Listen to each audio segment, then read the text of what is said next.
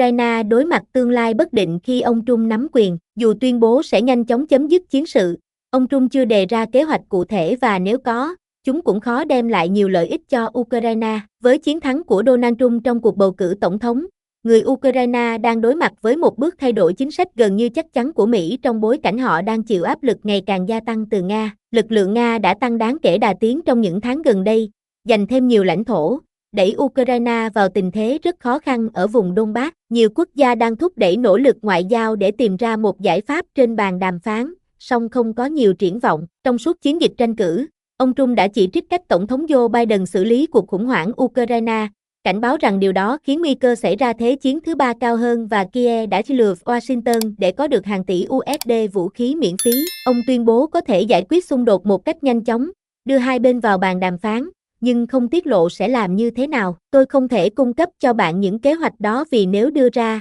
tôi sẽ không thể sử dụng chúng được nữa, ông nói trong chiến dịch. Trên thực tế, theo các đồng minh của ông, Trump chưa chuẩn bị một kế hoạch hòa bình cụ thể nào, trong đó có cả cách ông sẽ thuyết phục Tổng thống Nga Vladimir Putin và Tổng thống Ukraine Volodymyr Zelensky cùng ngồi vào bàn đàm phán. Giống như nhiệm kỳ đầu tiên của Trump, các phe phái khác nhau trong đảng Cộng hòa sẽ ganh đua để tác động đến chính sách đối ngoại của chính quyền mới. Các đồng minh có tư tưởng truyền thống hơn như Mike Pompeo, cựu ngoại trưởng đang chạy đua vào ghế lãnh đạo Lầu Năm Góc, có khả năng sẽ thúc đẩy một giải pháp dường như không mang lại lợi thế lớn cho Nga. Các cố vấn khác, đặc biệt là Richard Goren, ứng viên hàng đầu cho vị trí lãnh đạo Bộ Ngoại giao hoặc Cố vấn An ninh Quốc gia, có thể ưu tiên mong muốn của Trump là chấm dứt xung đột càng sớm càng tốt, ngay cả khi điều đó có nghĩa là buộc Ukraine phải nhượng bộ đáng kể về lãnh thổ. Tất cả đề xuất trên đều trái ngược với cách tiếp cận của Tổng thống Biden là để Ukraine tự quyết định thời điểm bắt đầu các cuộc đàm phán hòa bình. Đề xuất mà các cố vấn của ông Trump đưa ra đều là đóng băng giao tranh tại chỗ,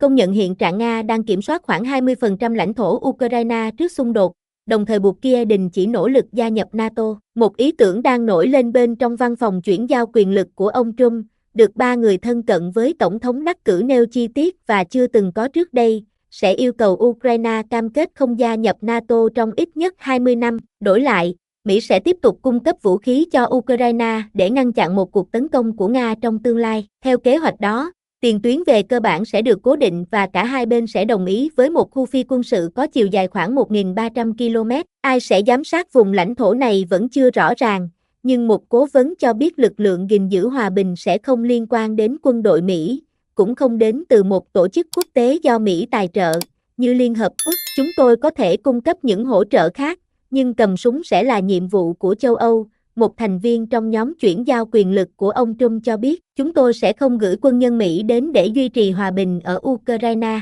và chúng tôi không trả tiền cho việc đó. Hãy để người Ba Lan, người Đức, người Anh và người Pháp làm điều này. Đề xuất trên ở một số khía cạnh có phần giống với những bình luận mà Phó Tổng thống đắc cử JD Vance đưa ra trong một cuộc phỏng vấn hồi tháng 9, khi ông gợi ý rằng thỏa thuận cuối cùng giữa Ukraine và Nga có thể liên quan đến việc thiết lập một khu phi quân sự để được củng cố nghiêm ngặt để Nga không tấn công nữa. Theo ông, Nga sẽ giữ được những vùng đất mà họ đã kiểm soát ở Ukraine và được đảm bảo về tính trung lập của Kiev. Ukraine sẽ không gia nhập NATO, cũng như không gia nhập một số tổ chức đồng minh tương tự thế, Vance nói trong chương trình podcast The Sean Ryan Show. Đầu năm nay, Keith Kellogg và Fred Foley, những người từng phục vụ trong nhiệm kỳ đầu của Trump, đã trình bày với ông một kế hoạch trong đó gợi ý trì hoãn cung cấp vũ khí cho Ukraine tới khi Kiev đồng ý đàm phán hòa bình với Moscow. Ukraine vẫn có thể cố gắng giành lại lãnh thổ đã mất, nhưng sẽ phải thực hiện thông qua đàm phán ngoại giao. Không rõ Trump sẽ theo đuổi chiến lược nào trong số này, nhưng bất kỳ nỗ lực nào nhằm khởi động quá trình đàm phán hòa bình Nga,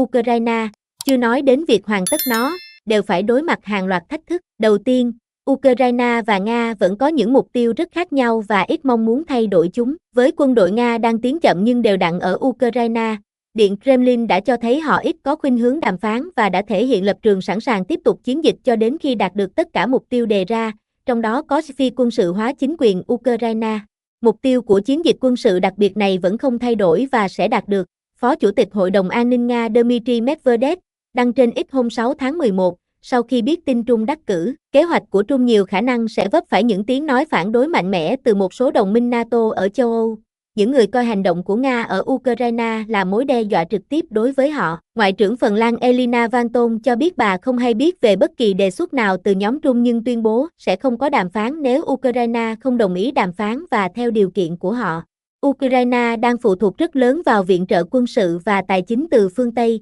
đặc biệt là Mỹ. Vì thế, lãnh đạo Ukraine có thể phải chịu áp lực đàm phán từ Trung lớn hơn nhiều so với Tổng thống Nga. Tuy nhiên, nếu chấp nhận đàm phán, Tổng thống Zelensky sẽ phải đối mặt chỉ trích mạnh mẽ từ những người dân coi việc nhượng bộ lãnh thổ là hành động đầu hàng trước Moscow. Đây chắc chắn là lựa chọn không dễ dàng. Trung từng nói rằng tồn vong của Ukraine rất quan trọng đối với Mỹ, nhưng đã nhiều lần chỉ trích Zelensky, gọi ông là người bán hàng vĩ đại nhất, vì đã thuyết phục được Mỹ và châu Âu chuyển giao hàng trăm tỷ USD viện trợ. Lập trường thiên về tài chính này khiến nhiều quan chức ở Kiev lo ngại một nước Mỹ do Trung lãnh đạo có thể thúc đẩy những giải pháp có lợi cho Nga. Tổng thống Zelensky hôm 6 tháng 11 đã chúc mừng Tổng thống đắc cử Trung, nhắc tới cuộc gặp giữa họ vào tháng 9 tại New York, đồng thời ca ngợi cách tiếp cận về hòa bình thông qua sức mạnh của ông trong các vấn đề toàn cầu. Lãnh đạo Ukraine cũng cho biết ông đã nói chuyện qua điện thoại với Trung và thêm rằng cả hai đều đồng ý duy trì đối thoại chặt chẽ và thúc đẩy hợp tác.